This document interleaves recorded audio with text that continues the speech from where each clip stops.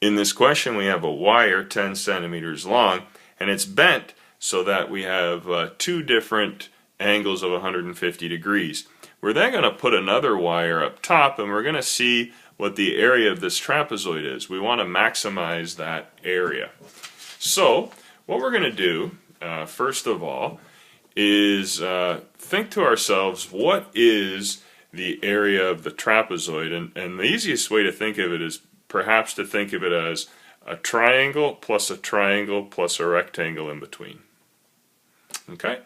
So, what is the area of a triangle? It's 1/2 base times height, and it's 1/2 base times height.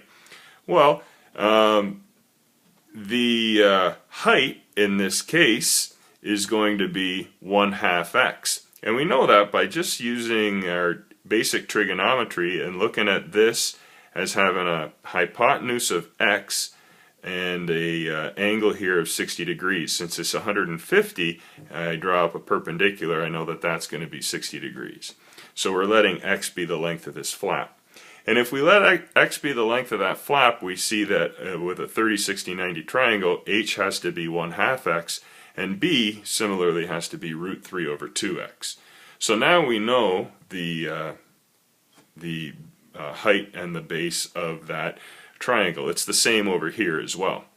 Now the rectangle has a height of h and a length of 10 minus 2x because the wire initially is 10 centimeters long and we're bending it x on both sides. So the area of the entire trapezoid in terms of x is given by this lengthy expression, which solves itself, simplifies a little bit to become this expression.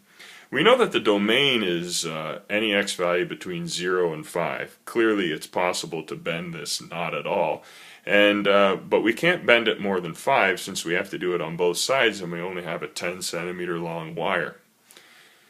Taking the derivative and setting it equal to 0 gives us an x value of 4.41. When we let x be 0, this area expression right here equals 0. And when we let x be 5, this area expression right here is equal to 0.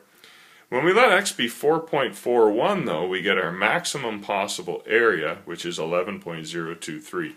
And so that is our final answer.